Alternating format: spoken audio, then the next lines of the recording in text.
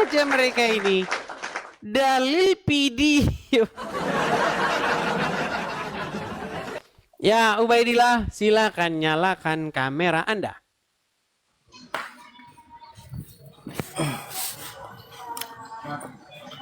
Ubaidillah. Oke, baik. Kita kasih tepuk tangan dulu pada Ubaidillah. Silakan Ubaidillah, apa yang mau Anda sampaikan?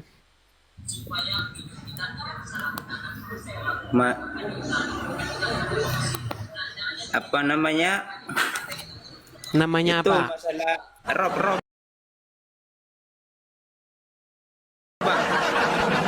Masalah Rob. Kenapa dengan masalah Rob? Enggak, apa namanya? Kata Bang Edis. Namanya apa?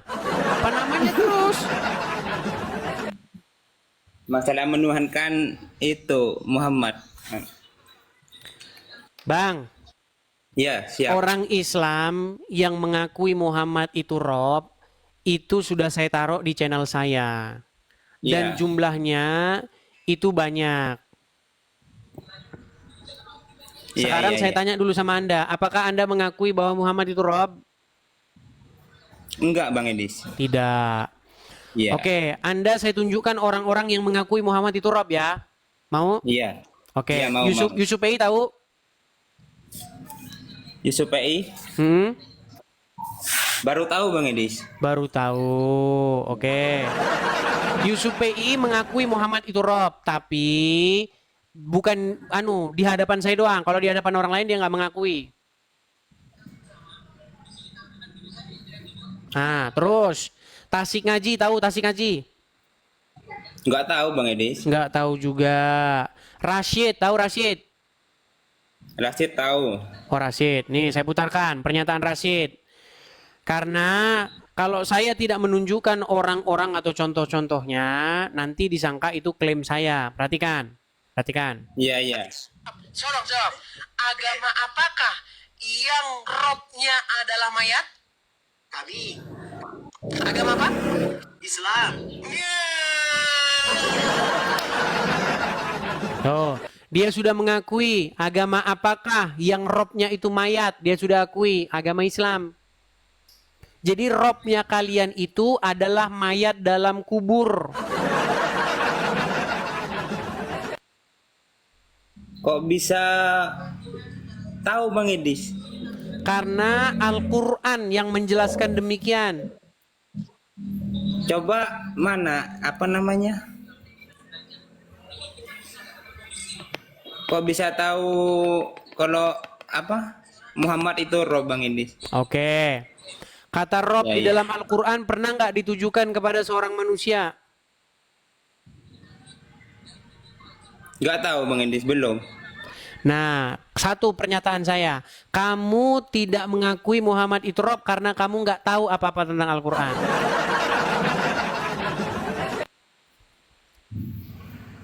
Itu jawaban singkat Apa saya. tentang apa tentang Al-Quran masalah roh ini? Muhammad jadi roh. Jawabannya karena Anda nggak tahu Al-Quran itu. Loh, tadi kan Anda sudah mengakui nggak tahu. Bukannya Muhammad itu utusan Allah Bang Edis? Makanya jawaban saya simpel. Karena Anda tidak mengerti Al-Quran. Itu jawaban saya.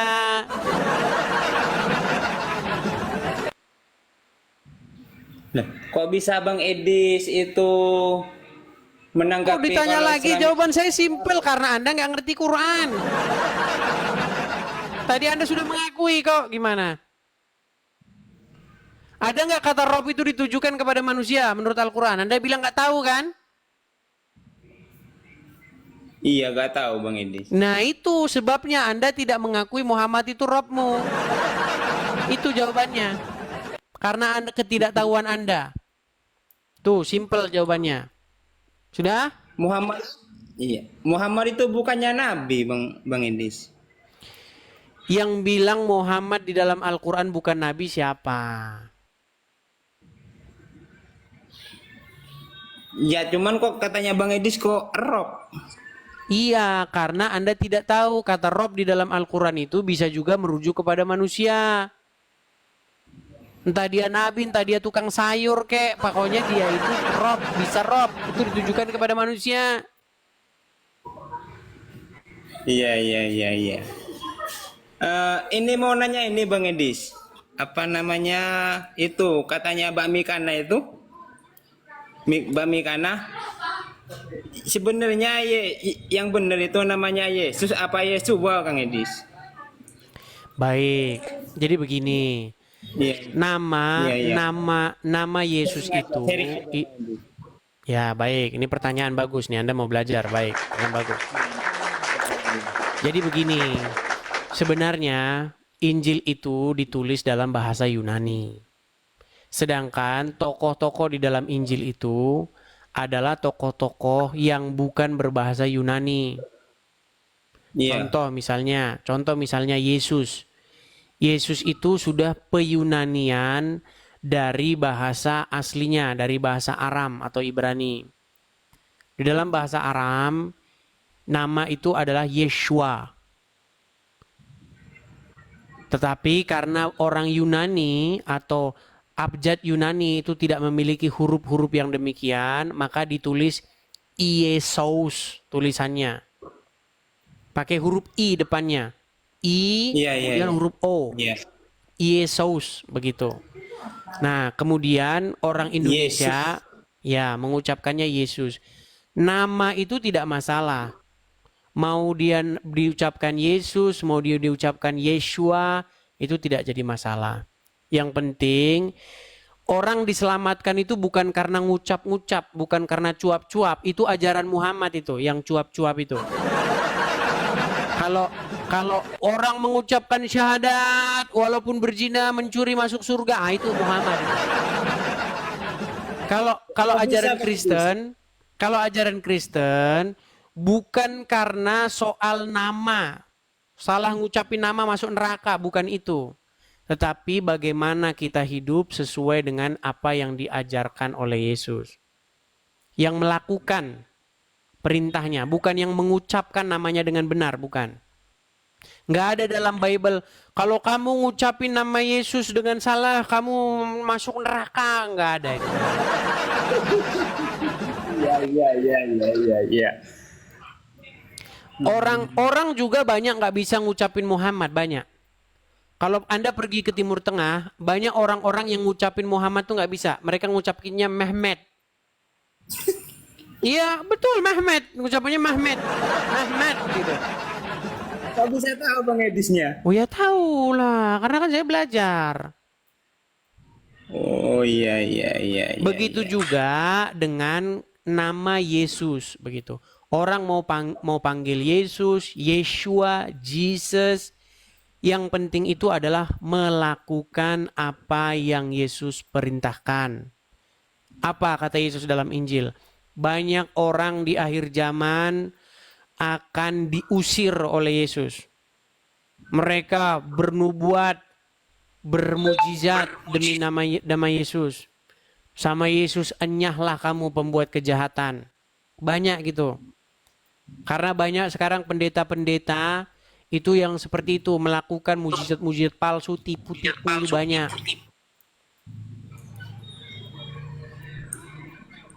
Iya, Iya. iya. Banyak Jadi seperti itu. sebenarnya apa namanya Kristen itu mengikuti siapa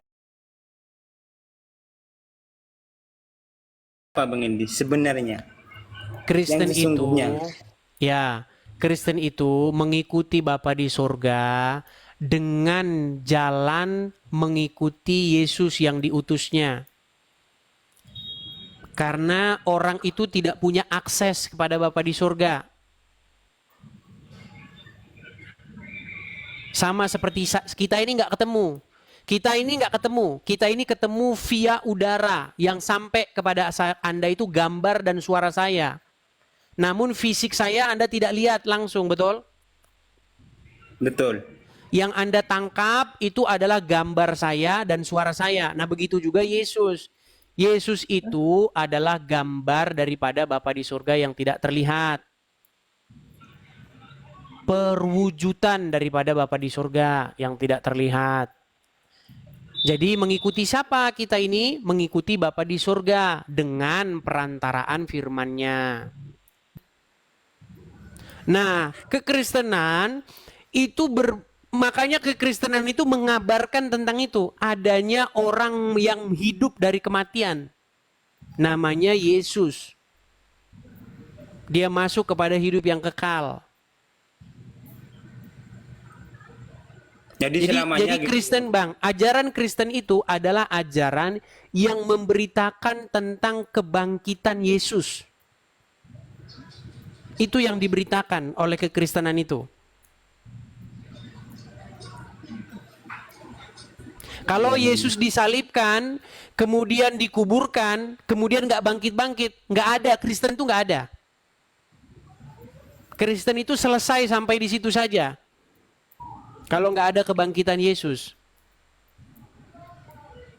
Tapi kalau di ajaran kita Bang Edis, setelah kita meninggal, itu nanti pas hari kiamat kan ada kebangkitan lagi. Yang ngomong gitu siapa? Ya, Orang yang meninggal di kuburan itu kan? Omongan Muhammad itu tidak bisa diverifikasi. Omongan Muhammad itu tentang surga, tentang kehidupan yang akan datang, nanti ada siksa kubur, dikubur ditanya man rabbuka, siapa Tuhanmu, man nabiuka, siapa nabimu. Muncullah buku 101 pertanyaan alam kubur. Nah itu kan? Semua saya katakan itu adalah halusinasi orang yang terlalu banyak menghisap kecubung. Iya. Siksa kubur lah, pertanyaan alam kubur, ditanya begini. Itu kan kata Muhammad. Muhammad sendiri yang ngomong itu ada di kuburan sekarang. Jadi semua yang dikatakan Muhammad itu menjadi omong kosong. Tak ubahnya seperti omongannya Lia Eden. Tahu Lia Eden? Lia Aminuddin? Nah itu. iya. Ahmad Musaidek. Omongannya tak ubahnya seperti omongan mereka. Nggak bisa dipercaya gitu loh. Karena tidak ada bukti kosmiknya. Nah, saya percaya kata Yesus tentang cerita-cerita Yesus. Tentang akhir zaman, tentang kehidupan setelah kematian. Saya percaya dengan omongan Yesus karena ada bukti kosmiknya, yaitu dia sendiri bangkit dari antara orang mati. Puji Tuhannya sampai sekarang saya masih percaya tentang kebangkitan Yesus itu. Iya, ini mau Dan nanya itulah lagi. yang diberitakan oleh murid-murid Yesus. Murid-murid Yesus itu memberitakan hal-hal itu. Nah, bagi orang-orang sezamannya, bagi orang-orang yang hidup sejaman dengan murid-murid, sejaman dengan Paulus, mereka itu ditertawakan. Kata orang-orang yang mendengar berita tentang Yesus itu, mereka itu adalah orang-orang gila yang memberitakan hal-hal gila. Itu ditulis di dalam surat Paulus.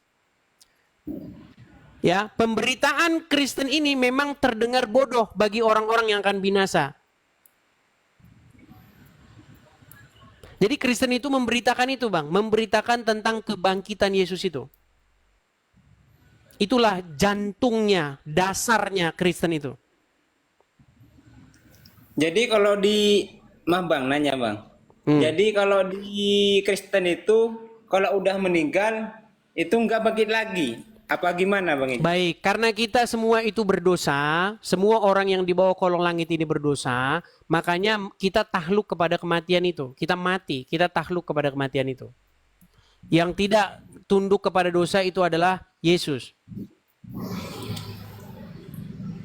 Jadi orang Kristen itu masih punya dosa ya habis meninggal itu.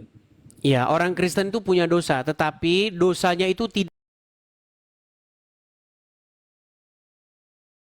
diperhitungkan karena sudah ada Yesus yang menggantikannya, yang melakukannya.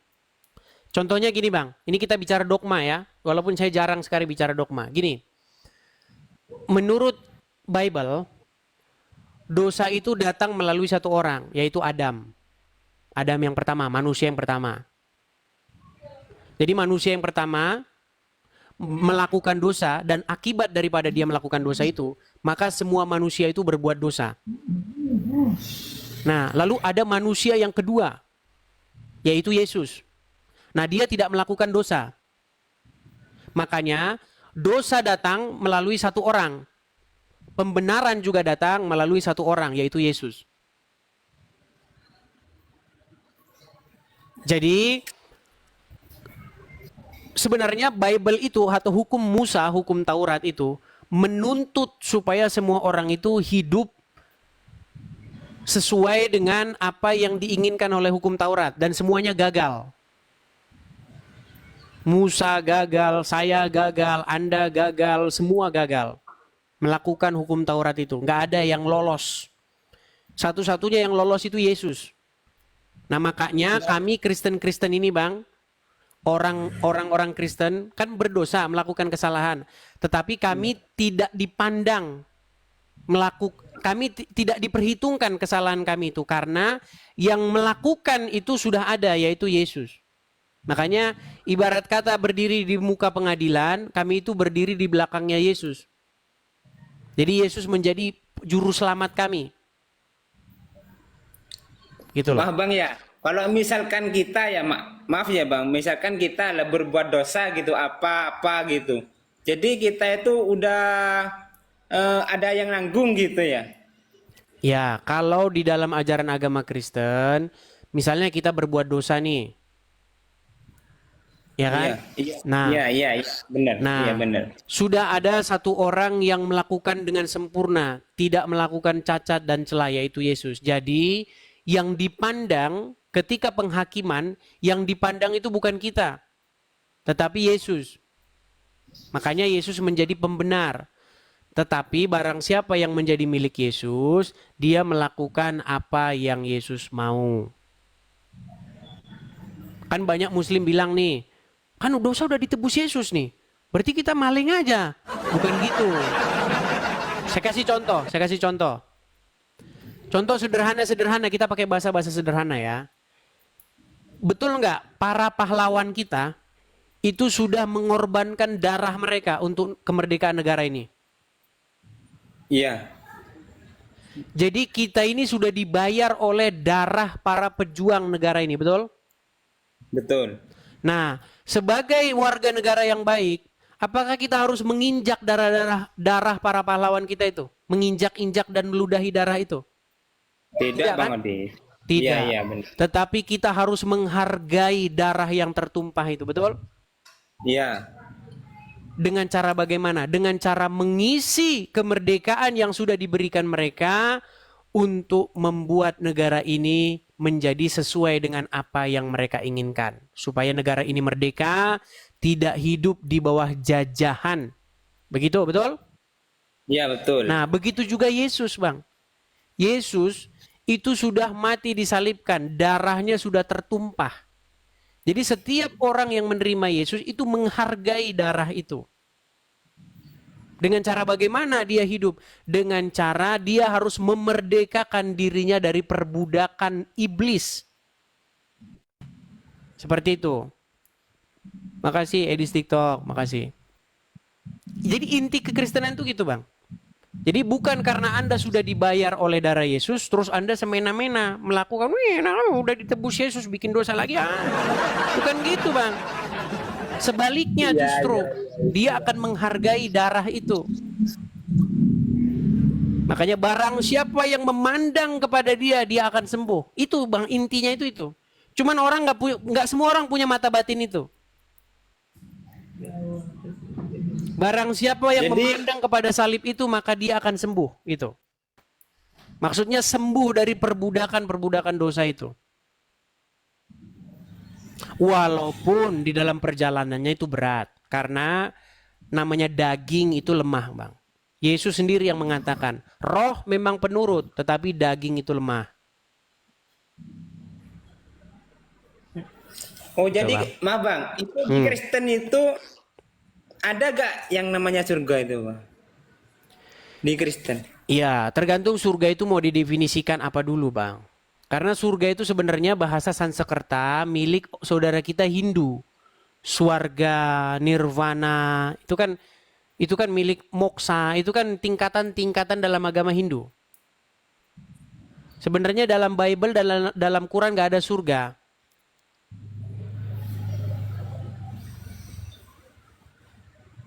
Terus apa adanya Bang itu? Ya, Bible itu bicara mengenai kerajaan, Bang. Kerajaan. Pemerintahan Tuhan. Jadi manusia di muka bumi ini harusnya hidup di dalam pemerintahan Tuhan. Tuhan yang jadi rajanya. Sekarang dunia ini kacau karena yang jadi rajanya bukan Tuhan, Bang. Yang jadi rajanya itu dirinya sendiri. Makanya yang terjadi perang, pertikaian, baku bunuh, baku tembak, baku bom. Ya, karena apa? Karena semua orang pengen menjadi raja atas dirinya sendiri. Makanya kalau kita bicara Bible itu bicara mengenai kerajaan surga, di mana Tuhan menjadi raja di muka bumi ini, memerintah untuk selama-lamanya. Itu maksudnya, kerajaan yang dimaksud dalam Bible itu kayak begitu. Jadi kita nggak bicara hal-hal yang ngomong kosong gitu, nggak. Iya kayak. Kerajaan Tuhan itu diwujudkan sekarang juga di muka bumi ini. Jadi misalkan nanti ya orang Kristen kalau udah meninggal semua nanti itu dikumpulkan jadi satu. Terus yang mendampingi Yesus itu ya Bang Edis. Gitu. Ya, maksudnya. Di dalam Bible dikatakan bahwa Yesus itu kelak akan datang kembali ke dunia ini untuk memerintah selama-lamanya. Dulu Yesus itu datang sebagai raja. Tetapi dia diolok-olok. Raja dari mana kamu katanya? Bahkan orang-orang yang menyalibkan Yesus itu menghina Yesus dengan cara memakaikan dia mahkota raja, tapi mahkotanya bukan mahkota yang dipakai oleh raja-raja zaman dulu. Kalau raja-raja zaman dulu pakai mahkota kan, di kepalanya kan, mahkota raja kan. Nah, orang-orang yang menyalibkan Yesus itu mengejek dan menghina Yesus dengan memakaikan Yesus mahkota duri. Ada sebuah tumbuhan di Israel itu. Tumbuhan yang dia itu ada durinya. Saya pernah lihat itu. Nah, itu ditali di kepala, dimasukin ke kepalanya Yesus dipakai. Daulat hai raja. Lalu dipukuli. Karena orang tidak menerima dia. Raja dari mana lu katanya? Mana kamu kerajaan dari mana gitu. Bahkan Pilatus yang mau menyalibkan Yesus itu juga nanya begitu. Kamu raja dari mana kamu kata Pilatus? Mana kerajaanmu katanya. Apa kata Yesus? Kerajaanku bukan dari dunia ini katanya. Nah, itu Yesus kedatangan yang pertama. Yesus itu akan datang 2 kali. Nah, nanti dia akan datang lagi yang kedua. Dan dia akan memerintah, mendirikan pemerintahan di bumi ini untuk selama-lamanya. Pemerintahan Sang Mesias itu. Nah, itu yang masih kita nanti-nantikan. Sekarang itu Yesus tuh ada di mana Bang Edis ya? Ya, menurut Bible, Yesus, menurut Bible, Yesus itu naik ke Uranos kalau dalam bahasa aslinya. Tapi dalam terjemahan itu dikatakan surga. Dia, jadi dalam Bible itu gini. Bible itu berbicara mengenai ada dua entitas di muka bumi ini. Entitas yang terlihat dengan entitas yang tidak terlihat. Hal yang terlihat seperti kita ini metafisik dan hal-hal yang tersembunyi.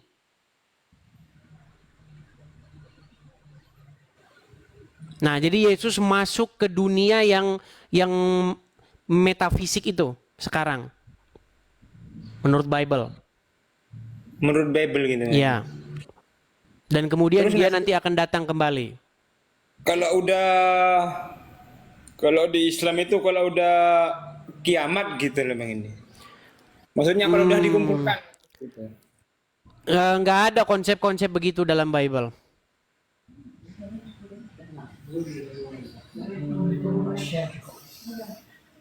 Kalau di Islam itu nanti dikumpulkan di padang mahsyar Bang ini. Ya, padang mahsyar itu di mana masalahnya? Yang dikatakan matahari akan sejengkal dari kepala begitu. Makanya saya bilang Bang, gini loh. Di dalam Islam itu banyak hal-hal yang bersifat dongeng. Contoh, nanti di hari kiamat nanti ada rambut dibelah 7. Kalau jalan nanti badannya terbelah. Terus nanti dikumpulkan di padang mahsyar, matahari akan sejengkal di atas kepala gitu kan. Terus bintang-bintang akan dibuat lempar setan. Bener nggak? Bener nggak? Ya. Nggak ada kayak begitu, Bang. Oh, di Kristen itu gak ada kayak gitu, Bang? Nggak ada kayak begitu. Iya. Di dalam ajaran Kristen itu memang ada dunia kosmik yang baru saya katakan tadi itu, dunia metafisik. Nah, sebenarnya apakah itu berlawanan dengan sains? Bang pernah dengar kuantum, pernah dengar fisikal kuantum? Belum, Bang Idis. Belum. Ya, Iya. jadi begini, apakah dunia kosmik itu ada? Nah, itu sekarang pertanyaannya. Sekarang saintis itu membuktikan sebenarnya dunia kita ini kan dunia fisik, dunia nyata. Daging ini kan dunia nyata. Nah, ada nggak dunia lain yang bersifat non fisik?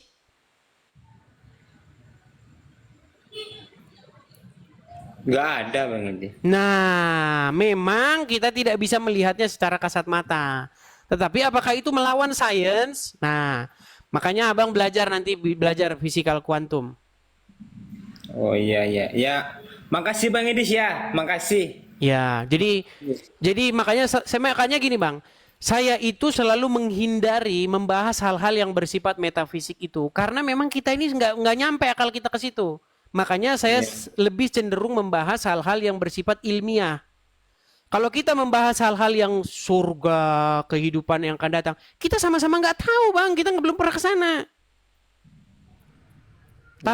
Tapi bagaimana kita meyakini bahwa itu ada, bagaimana kita meyakini bahwa itu real atau fakta tentang kehidupan setelah kematian itu, masalahnya di dalam Bible Yesus itu bangkit. Nah, kebangkitan Yesus itu adalah dasar saya percaya bahwa kehidupan setelah kematian itu ada. Nah, dalam agama Islam apa dasarnya untuk percaya? Kan semua masih hayalan semua. Muhammad yang cerita tentang itu juga masih di kuburan. Coba apakah Muhammad pernah dia masuk dalam alam kubur terus ditanya man robuka, man nabiuka? Pernah nggak dia ditanya gitu? Kan nggak pernah, dia juga nggak pernah. Seseorang yang menceritakan tentang kehidupan setelah kematian adalah orang yang pernah ke sana. Emang siapa Bang Idis yang pernah ke sana? Nah, Injil berbicara tentang sosok yang bernama Yesus. Makanya sekarang PR besar umat manusia itu membuktikan itu. Gitu loh. Untuk apa murid-murid Yesus memberitakan itu kalau itu bukan sebuah kenyataan? Nah, sekarang itu kan para ahli-ahli teologi, para sarjana-sarjana teologi kan mengkaji itu. Apakah kebangkitan Yesus itu adalah sebuah peristiwa yang terjadi atau omong kosong? Kan itu dalam kajian. Paulus menuliskan dalam suratnya bercerita tentang Yesus yang bangkit. Injil juga bercerita tentang itu. Murid-murid memberitakan itu ke seluruh dunia. Yesus mengatakan, engkau adalah saksi dari semuanya ini. Thomas, seorang murid Yesus tidak percaya dengan kebangkitan Yesus itu. Dianggapnya itu omong kosong itu. Mana ada orang udah mati hidup lagi omong kosong itu kata Thomas itu. Enggak, saya bicara pakai ini ya, pakai omongan-omongan orang yang nggak percaya. Kan dianggap itu omong kosong. Akhirnya Yesus datang kepada Thomas itu. Karena kamu melihat, kamu percaya katanya. Tapi berbahagialah orang yang tidak melihat tetapi percaya. Itu kata Yesus.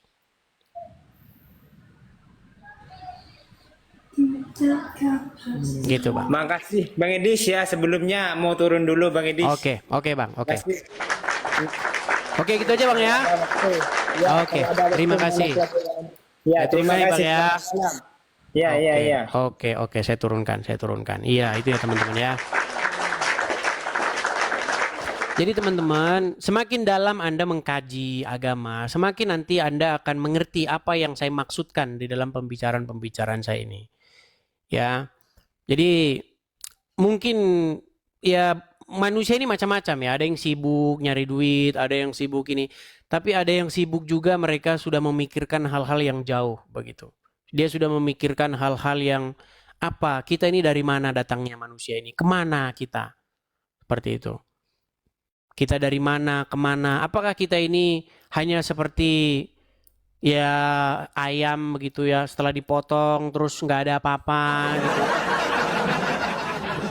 Saya sudah memikirkan hal-hal yang dalam seperti itu teman-teman ya. Jadi teman-teman, bagi teman-teman yang dalam perjalanan ya memikirkan hal-hal yang jauh ya kan, dari mana kita berasal, kemana kita, dari mana munculnya alam semesta ini ya kan? Apakah alam semesta ini muncul dari ketiadaan, tiba-tiba ada begitu kayak film Doraemon, atau bagaimana gitu? Jadi saya sebenarnya suka ngobrol dengan orang ateis. Gitu. Karena orang-orang ateis itu biasanya orang-orang yang dia udah dalam sekali mendalami agama, terus dia simpulkan bahwa agama itu hanya omong kosong. Gitu. Nah, saya menghabiskan waktu saya dulu sekitar tahun 2017-an sampai tahun berapa begitu ngobrol-ngobrol dengan mereka. Memang ada satu pertanyaan besar ya. Kalau memang Tuhan itu tidak ada gitu. Kalau memang Tuhan itu nggak ada, alam semesta ini nggak ada penciptanya. Pertanyaannya, lalu muncul dari mana alam semesta ini? Karena salah satu hal yang sangat logis adalah tidak mungkin sesuatu itu berasal dari ketidakberadaan. Makanya kita kan udah sampai kepada teori Big Bang itu kan. Teori Big Bang. Lalu dari mana itu energi, ledakan awal itu dari mana asalnya? Nah itulah yang masih tidak terjawab oleh seorang ateis begitu. Apakah alam semesta ini muncul dari ketidakberadaan? Karena mustahil ketidakberadaan itu ada gitu. Berarti ada sesuatu yang eksklusif begitu. Ada pengecualian. Kan orang ateis bertanya sama kita balik, kalau gitu siapa yang bikin Tuhan? Karena logikamu tidak mungkin ada kalau nggak ada yang mengadakan. Nah itu kan pernyataan seorang ateis. Berarti Tuhan juga harus ada yang mengadakan. Karena kalau Tuhan nggak ada yang mengadakan, berarti kamu melawan logikamu sendiri. Nah kan udah sampai ke situ, perdebatan tuh udah sampai ke situ. Makanya satu hal, makanya dia itu eksklusif, dia itu pengecualian. Nah itulah yang kita sebut dengan sang pencipta itu sendiri.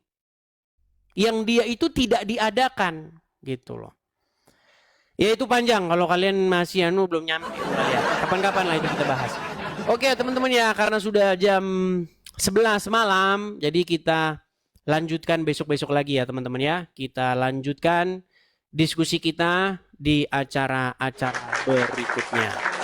Terima kasih teman-teman. Mohon maaf kalau ada kata-kata yang salah. Sampai jumpa lagi. Tuhan Yesus kiranya memberkati kita semua. Shalom. Selamat malam. Sampai jumpa. Shalom.